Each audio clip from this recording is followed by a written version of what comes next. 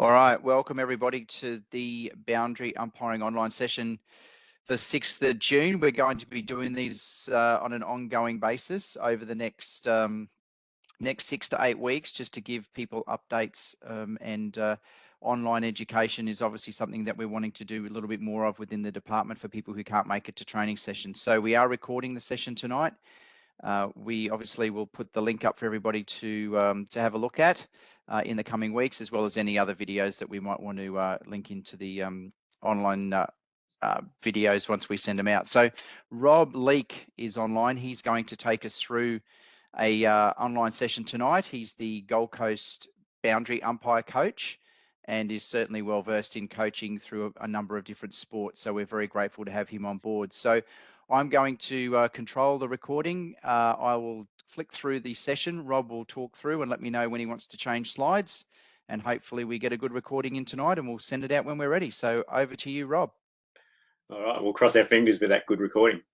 All right, so we're just going to give a general introduction to boundary umpiring, touch on the different concepts, and then we'll build on that on the weeks to come. All right, so the AFL advertises boundary umpire as if you want to be involved in footy, but you don't want to know all the rules, get into boundary umpiring. So there's just a couple of rules we need to know, and we do a lot of running. That's how the AFL describes boundary umpiring. I like to think of it in general terms. The boundary umpire has two core jobs to do.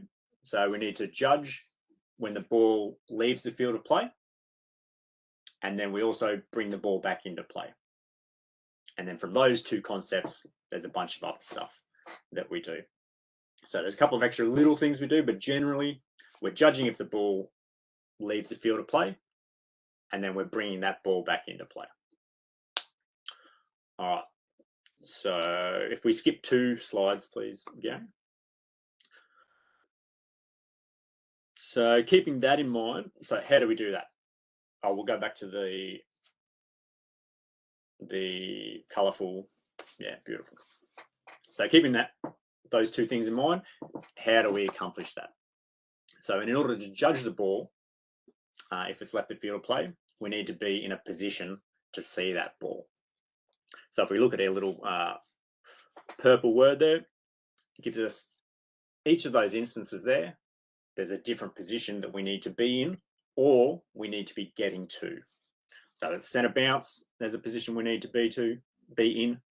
When the ball moves into the forward 50, we need to get to the post. When there's out of the full, we need to set the mark.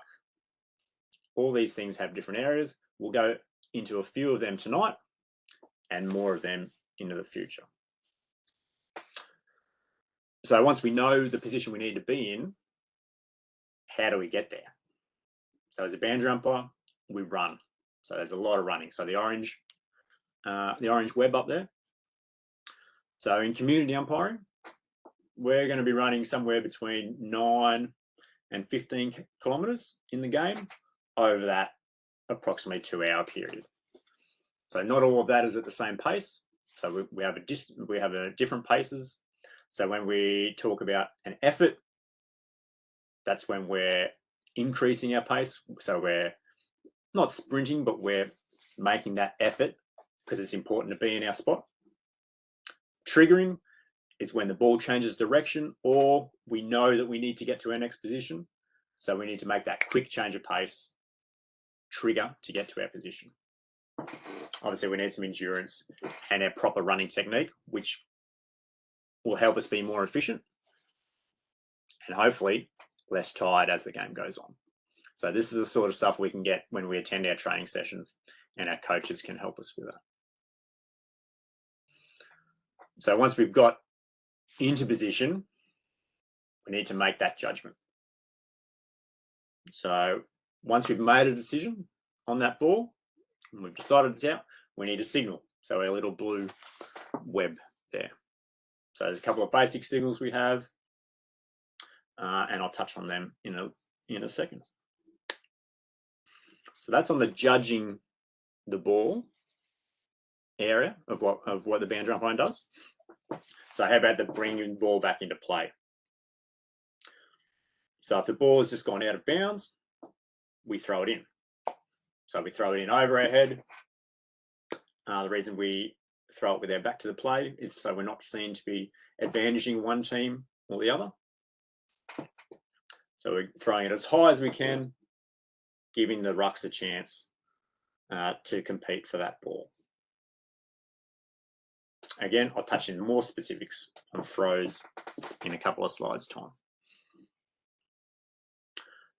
And another part of delivering that ball back into play is after a goal's kicked. So as boundary umpires, it's our responsibility, once a goal has been kicked, to take that ball from behind the goals and give it to the field umpire.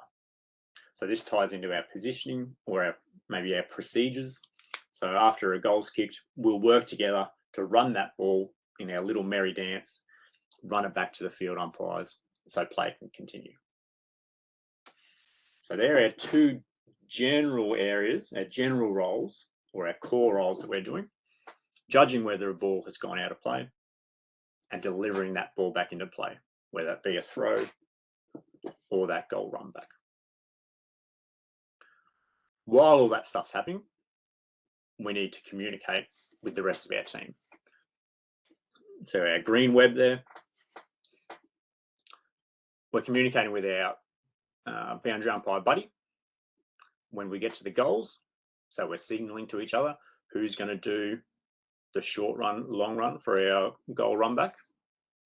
Again, we'll get into that in another session. So we're communicating with our buddy. We're communicating with our goal umpire to help him or her judge whether the ball has crossed the line as a behind or out of bounds. So again, that links back into judging where the ball's gone out of bounds. So we're helping the goal umpire there. And we're also communicating with our field umpire. So that's with our decisions. So with our signals, generally being in the right position, communicating with our field umpires. So it's all of everything we do is to help out the other members of our officiating team. And we do that with our various communication words, signals, procedures.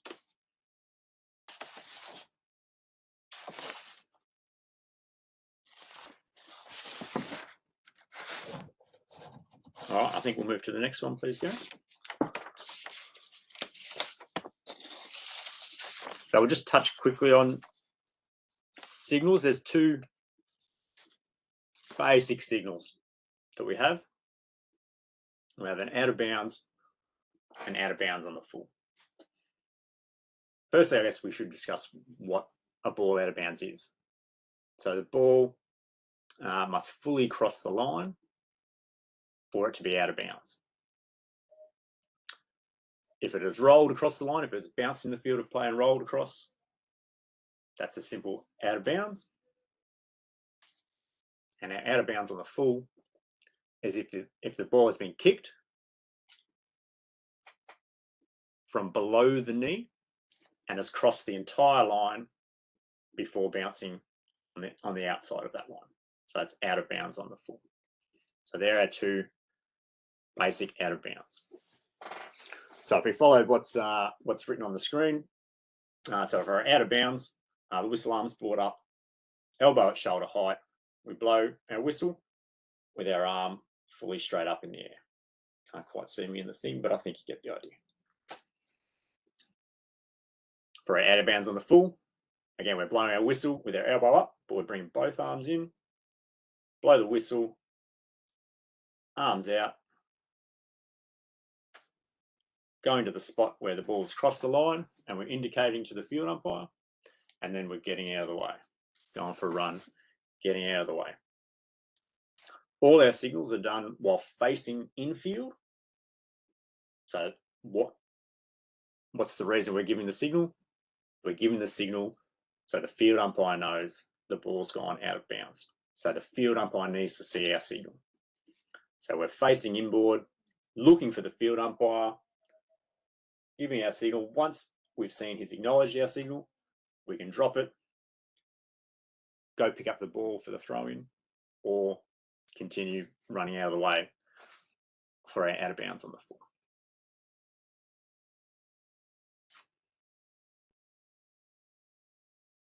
A couple of little ancillary rules for the out of bounds. If the ball hits the behind post on the full, so if it's kicked and the ball hits the behind post on the full, it will be an out of bounds on the full.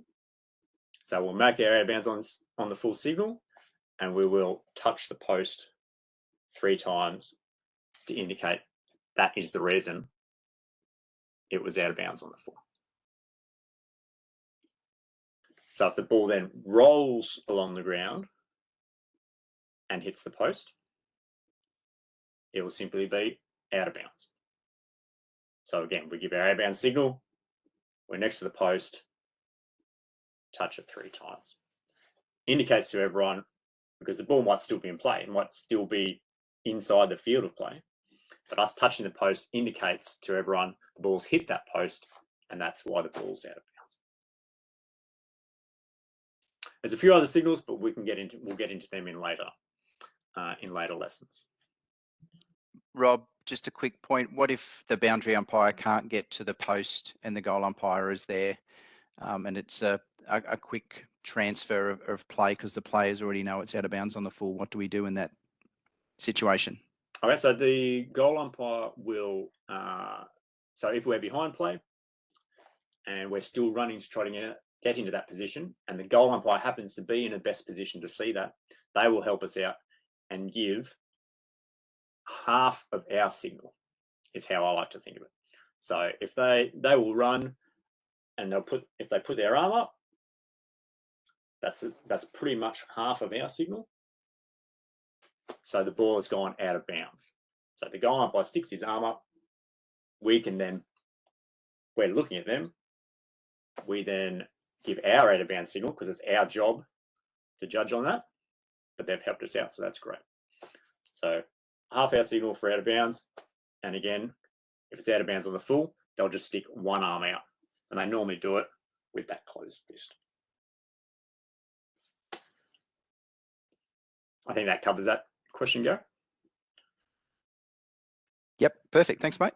All right. So if we go to throwing, the next slide.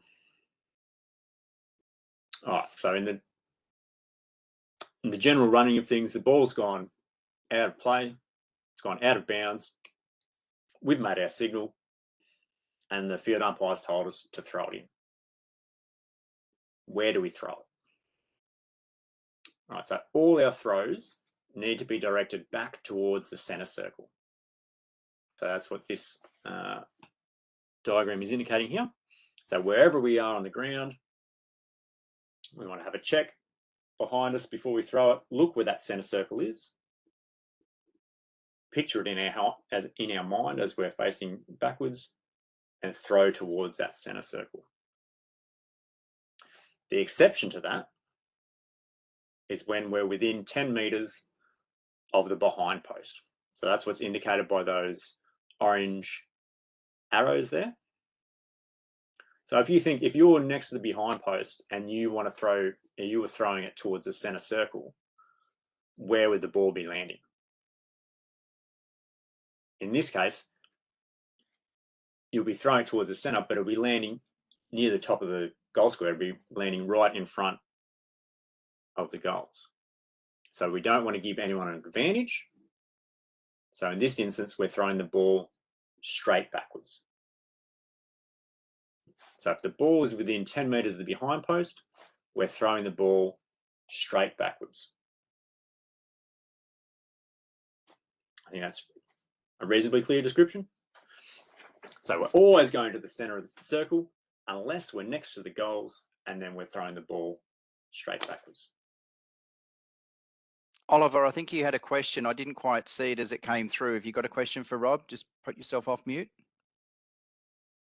Was it Oliver or Eamon? One of you asked the question.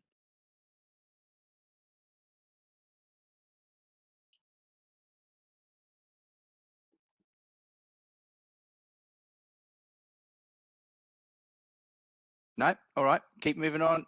No, all good. Move on, Rob. Sorry, mate. I just saw the question come up in the top corner of my screen. That's all. No dramas. Next page. Yes, please. Actually, just a thought on that with the rucks. Do we aim for where the rucks are, or do we hope that the field umpires move them into position? So the field umpires should move them to a landing zone, to where the landing zone should be. So that should be a field umpire, I think. But at the levels that most of us umpire at, part of the job is a little bit of teaching the guys the rules. So what I like to do is, and it's part of my throwing routine, when I turn to look where the center circle is, my ball arm goes out, I'm looking there, and I will say, back towards the center circle. The ball is going towards the center circle. So I'm looking there, the ball's there. Then when I turn, I have that visualization. Hopefully the rucks have listened to me and moved if they're not in the right spot. And then we throw it in. Yep, perfect description. And same when you're throwing it back near the goals. Will the field umpire let us know if the 10 was within 10 meters of the goals? No, Hudson, we'll generally guesstimate that ourselves. All right, let's move on. All right, so we know where we're going to throw it, but like how we're going to do it, like what's it going to look like? So I like to think of it as like half of the McDonald's arches. What we want to do is throw it high. Throwing it high gives the rucks the opportunity to move and compete for the ball. So one of the interesting things about AFL is that it's so random. Now, backs to the play, we're throwing it, so it's not always going to land in the same position. But what the aim with their throw is, if we can throw it high, that allows the rucks to then adapt and move and have a contest. So we can see on a visual here, so the fully formed end product throw, you want to be at least 8 meters high and traveling 18 meters in from the boundary. So that's the fully formed AFL standard. For us at community level, we just want to get it as high as we can. If we can throw it that 8 meters in the air, fantastic. But if we can only send it 10 meters, well, we can just walk in from the boundary. So we have it landing in and around that 18-meter mark. We want to throw it high. The first priority is to throw it high. And if you want to throw it higher than 8 meters, Eamon, go for it. Boom, give it a huck. The higher, the better. But we always want to be landing around that 18-meter area. Yeah, because there is a general area where the rucks are going to be lining up to contest that ball. So that's the important area where it's landing. So adjust your position. There is absolutely nothing wrong with coming in 5, 10 meters to throw that ball in, however far you need to get it to that spot. The mechanics of throwing are a little different for everyone, and that's something you can go through with your coaches and might be touched on in other lessons here as well. So quick overview on throws. We want that direction back towards the center circle, and we want to throw it high, 8 meters high. Towards the center circle, throw it high. Thanks, Gary.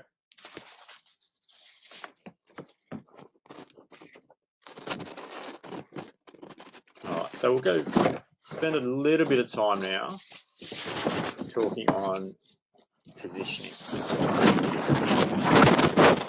Positioning, I think, is the core part of our job as boundary umpires. So if we go back to our general roles, number one is to judge the ball when it leaves the field of play. So to do that, we need to get into a position, the best position possible.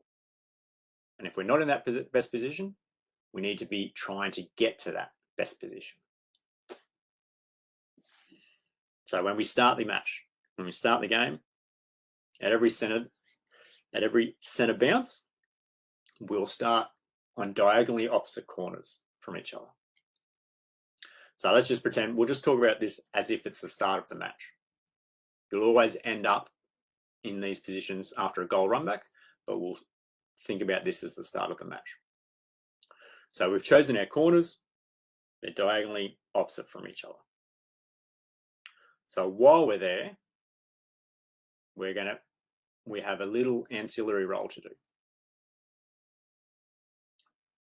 While we're there, we're looking along the center square line to make sure the wings don't step into that center square before the ball is thrown up. So we're checking along the center square line. We're also checking to see that there's the correct number of players inside the 50 where we are, whether that be 6, 5, whatever the competition demands. Yeah. So there are our little ancillary duties while we're at the center bounce. That's why we're on the corner. Yeah. At corner, so we can see the line on the center square, and also we can see that 50, and we can see if players have stepped out or aren't there in the first place because we've counted them. What do we do if they step out, Rob? Or step into the zone they're not supposed to be in? So if the wings then step inside the square before the ball is, or as the ball's going up, so before the bounce or while the field umpire is walking in to throw the ball, we'll blow our whistle, center square infraction, and then announce center square infraction, and then if we're with it, Bond's free kick, or we can say Bond stepped in early. So the team's name, Bond stepped in early. The field umpires will then say, all right, opposition's free kick. So whistle, arm up in the air, center square infraction, Wilston Grange stepped in early. And then the field umpire will get the correct verbiage out. So tell them what you've seen. Make our judgment, communicate.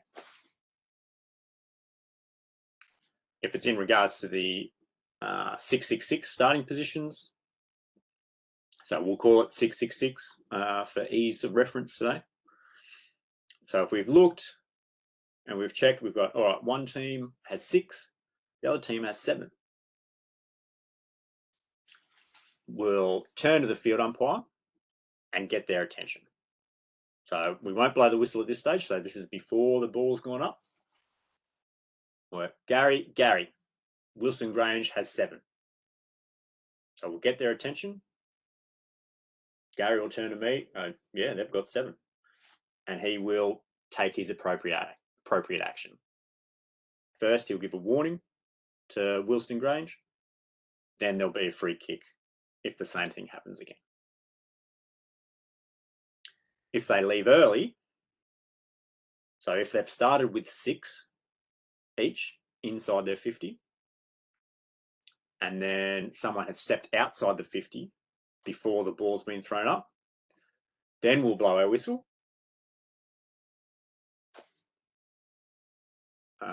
And announce starting positions 666, Wilston Grange left early. Field umpire will then take his appropriate action. Again, first instance will be a warning.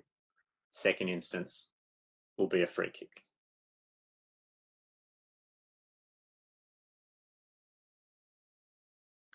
So And just asked if you just blow your whistle to let them know, or get the field umpire's attention if they don't give it to you if they're calling out. Yeah, I'd say you could probably, if you've tried to gain their attention before they've stepping into bounce, I'd say blowing the whistle is an appropriate action. Do you agree, Gary? Yeah, I think so. The field umpire, you'll generally have a field umpire that's on one of the other corners, and they may be standing alongside of you, so they may in fact see it themselves. So, but you should hopefully be able to track their attention. But if not, yep, just blow your whistle. Because when you blow your whistle, everyone stops, right? We're trying to find out why the whistle's being blown, and if that means that you're trying to get the attention of somebody not staying in their zone, then then that's okay.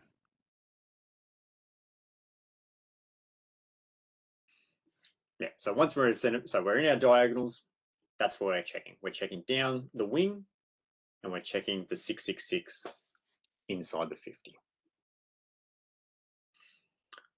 All right, then the ball goes up, plays on.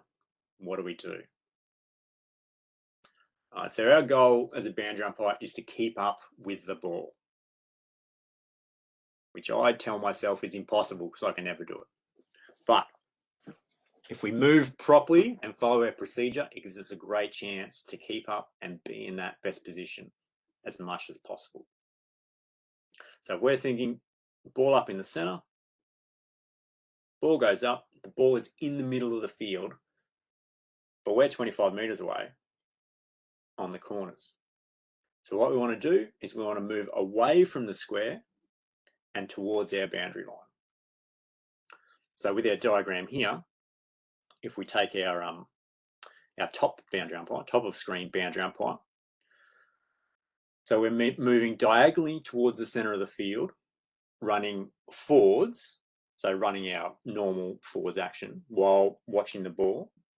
Once we get to the center of the field, we start moving backwards towards our boundary line. So let's say in this instance, the ball is going towards the top of the screen. Me as a boundary umpire, I'm running to the center. I've seen the balls coming to my side in one of the directions. So I need to hustle back towards my boundary line using some backwards running because I need to know where the ball is. So I need to be always facing that ball. And I do that by running backwards. Now my oppo, my partner on the other boundary, so his immediate action, he's done the same thing. He's running diagonally backwards diagonally towards the center of the field and towards his boundary. So diagonally back, running forwards. But then he's seen the ball's gone to the other side. So he doesn't really need to go back to his boundary all the way. He can stay infield and follow the play while the ball's on the other side, giving him a chance to keep up. So running straight lines is always easier than running the boundary line. All right, so just to recap on that, the ball goes up, both boundary umpires will go diagonally back towards this, or diagonally towards the center, and then run backwards, watching the ball depending on which way the ball's gone, if it's to which side of the field the ball's gone. Has that come through clearly, Gary? Yeah, absolutely. As boundary umpires, we do run a lot of kilometres, like you mentioned. So if we can minimise the amount of running that we need to do, then we need to take those opportunities to stay a little bit closer to the play rather than getting right out on the wing, and making sure that we're not running out of energy too quickly, because we don't want to be running right around the outside of the boundary. That's not what we're designed to do. And in the next few slides, you'll see how we manage the field better as well. So again, we're using our angles and saving our energies. Yeah, so the reason we're both going diagonally towards the center of the field is to give ourselves a chance to catch up if it's going the other way from our corner. So we've already made that 25 meters up. We don't need to sprint that 25 if the ball's gone the other way. You know, we've given ourselves that chance. We've conserved a bit of energy. All right. Yeah, I think the next one.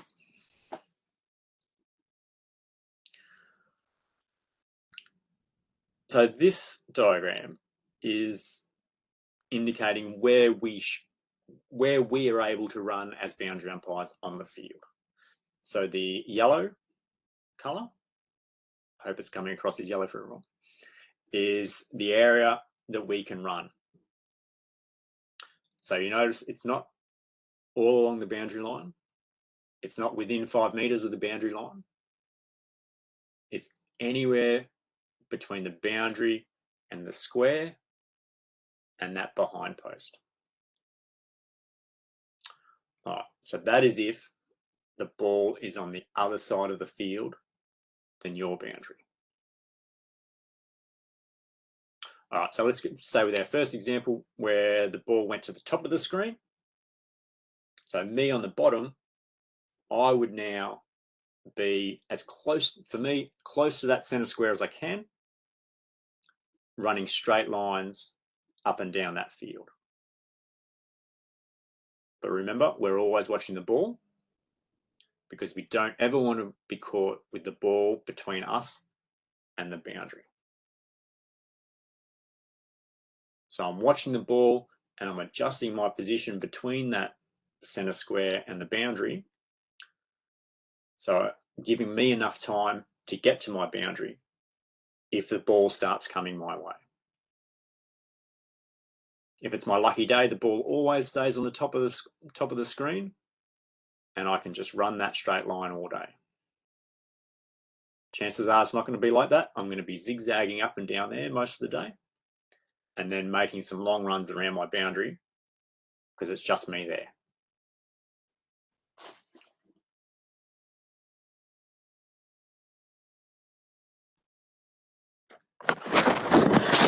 So what if the ball is actually on our side and near the boundary? Where is that best place to be to make that judgment? So most of us will always be running a two boundary umpire system, which means we've got one boundary umpire on each side. So we're doing our best to keep up with play, and we want to be no closer than 15 meters from the ball. That'll give us a good overall picture of what's happening. We can see the ball, we can see the players, so we can see what happens to that ball to make it go out of bounds. If we're right on top of that play and we're ball focused, all we see is ball and a bunch of feet and hands, and it's a lot harder to tell how that ball has got out of bounds. Did it come off hands? Did it come off feet? Whose foot did it come off? That's all better judged back off the play. So we want to be following, trying to get to that position all the time. So the ball's going to go back and forth. And the way we deal with that is by getting to our best position for what's happening now, and then trying to read the play and either move on, keep moving on, or if the ball's gone over our head, we're running backwards, watching it go, running forward to chase on. So again, we never have our back to the ball. We always want to be watching so we know what's happened to that ball. Because so an example is someone's taken a mark, you're behind play, someone's taken a mark, and you're running past that player to get to where the next kick's going. If you just run straight and you've got your back to that player, and the next time you turn around, he doesn't have that ball and the ball's out of play, how do you make your call? How do you make your judgment? So it's our job to know how that ball has left the field of play. So while we're running, we pass the guy on the mark, we turn our head, and then we turn our body and we run backwards. So we're always looking. You'll see it on the TV all the time. So they do their little ballerina jump and twist. That's so they're in the best position to make the call. That's why they're there. That's why we're earning our money. Running to get to the best position to judge if that ball's gone out.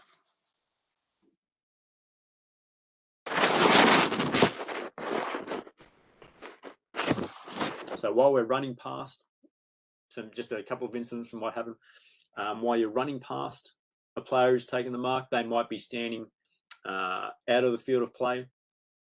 We never want to run between the player and the mark. So we don't want to go in front of a player. So you can go round. So go round his back, go round their back, run around if there's enough room. If it turns out you can't get round them, geez, that's bad luck. So you're going to have to stand behind them, wait till they kick, and then you've got an extra effort to run. So there's a little bit of extra motivation for you to get in that right position more often, save yourself another effort. You've got to help yourself out. Always watch the ball. Don't run between the players. I think that's basically the way to go. So the best place to actually watch that ball cross the line is to be in line with the boundary, as if it was a straight line. So that's what this ball's trying to indicate. So we're a bit far off. So this picture is trying to indicate we're a bit far off. The boundary line is curved. So we want to see that outside edge of the line and the ball where that ball is with that line. So the best way to do it from a long way is to offset yourself from your current part of the boundary, so you can get that straight line view. I don't know if I've explained that clearly enough.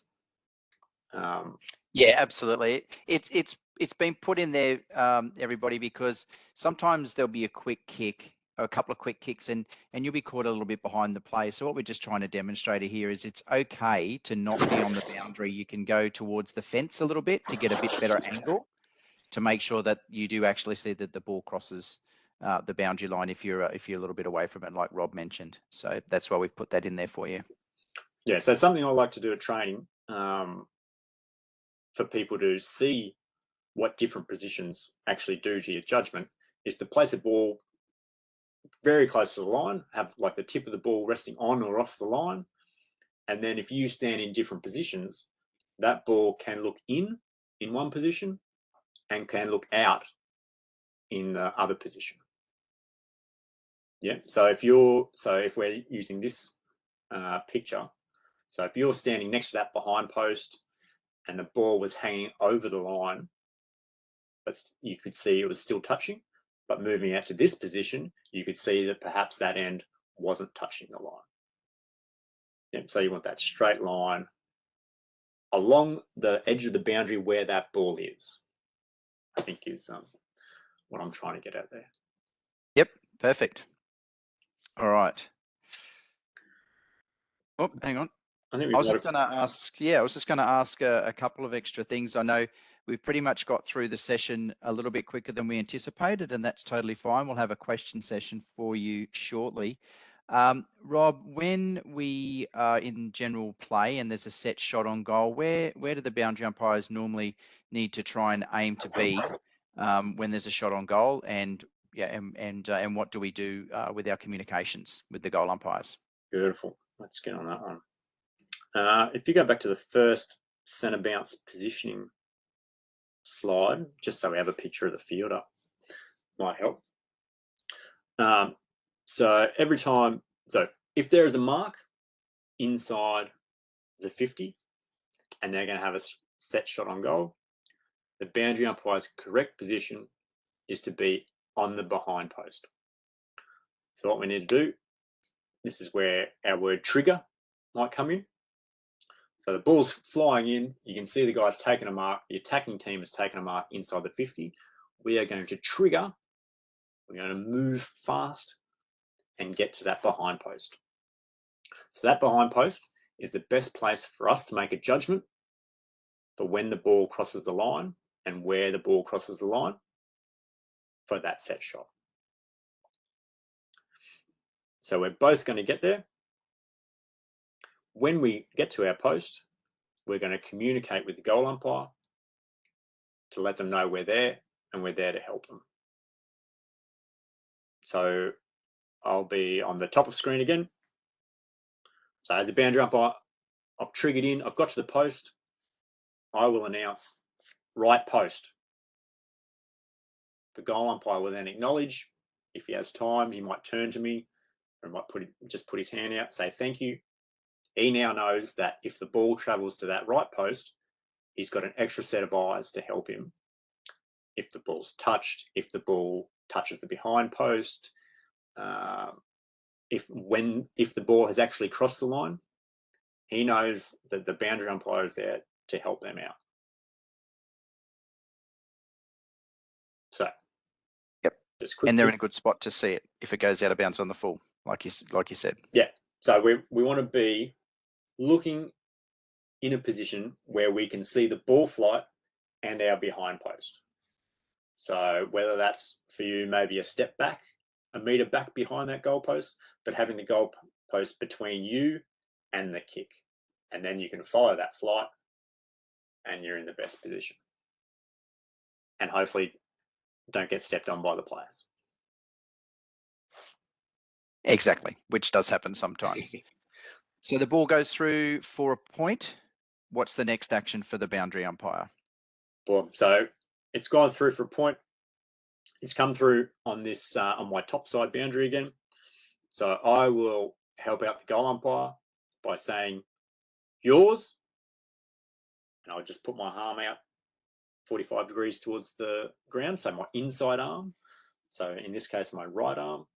I'll say yours.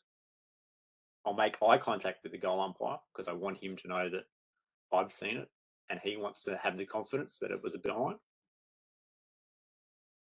Yours. And then I'll run backwards out to the 50-meter line. So that gets us back into position for the next kick. So if you're on the other side, on the lower side, you wouldn't announce anything because the ball's not near you. But once you see it's behind, you would hustle backwards out to that 50-meter line and wait for that kick in to come. So our position after a behind has been kicked is on that 50-meter line. And if the play goes to my side, do I stay on the boundary? Or if it goes to the other side, where do I go from there? So if it's on your side, you would follow play as you would in general play. If the ball is on the other side, I would cut, in our picture here, you would move infield and follow play infield running that straight line. So that's if the ball's traveling to the other end. If the ball ends up coming back in, you would then run back into that post. The ball's coming back in towards the attacking 50, get into the post, help the goal umpire out. Extra running, it's great. It's great. I like to think of myself now as a semi-professional athlete. So I get paid to run. Not very much, but that's why it's semi-professional, I guess. You get paid a better hourly rate than you do at the local fast food place as well. So not many, but not much per kilometre. That's what I meant. You get paid well for the amount of time, but not enough. And being involved in a game that you love and you obviously played. And a number of you online tonight, I would suggest, are Umpire for Fun umpires that do field umpiring in the juniors on a Saturday, then can go on and do some senior umpiring on the boundary in the afternoon just to give yourselves a little bit more income. So we're always willing to teach and educate, and also look forward to inviting more people to become boundary umpires, because the more we have, the easier it is for our appointments coordinators and coaches like Rob to be able to put you into games as well. So great, Rob. Look, thank you so much for all you've done through those slides. Just open the floor up for any questions. If any of you boys and girls have got questions, just come off mute, ask Rob your question, and he'll answer them. If not, we'll wrap up the session. As I said, we've recorded this, so we'll then send the recordings out to all of the boundary umpires around the state, and they'll also learn from what Rob's been speaking to tonight. Has anybody got any questions? How far do the boundaries need to be apart? Like if we're doubling on one side? Well, there's something I've never run, because we only ever run 2 boundary umpire systems. Maybe Gary can help me out with that one. Eamon, are you in the regional areas where sometimes they run 3 or 4 boundary umpires? Yeah. Yeah. Okay, cool. All right. Well, we'll quickly touch on that. So if there's 4 of you or 2 on each side, we want you to be probably 50 meters apart when the ball is on the other side of the field. But if it's on your side of the field, you want to try and be 25 to 30 meters apart and keep the ball in between you. So you're working up and down the boundary line. And then you'll communicate if the ball's a little bit closer to you than it is to your fellow umpire on the same boundary. You'll blow the whistle, you'll make the decision, you'll put your hand up and you'll do the throw in. Does that make sense? Yep. Beautiful. And when you throw it in, we get back to if you go in a little bit into the field, just to make sure you get it nice and high and close to the ruck contest, run to the boundary line, turn back out, run backwards so you can have that view again. Yeah. Beautiful. Good question, mate. We didn't forget about the regional areas, but we didn't think to talk about what they do in those areas where they do have 4 of you. Nice. Yeah. Maybe I'll move up there. Might be a little bit easier running less. Any other questions?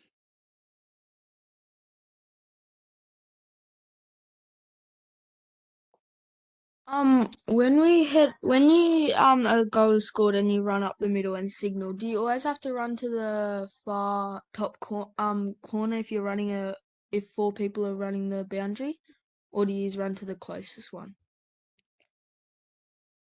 So there'll be 2 of you that'll be at the goals, and the other 2 will be back near the 50-meter line if you're running 4 umpires. And this is the same if you're running just 2 umpires. You'll make a decision who's going to do the long run and who's going to do the short run.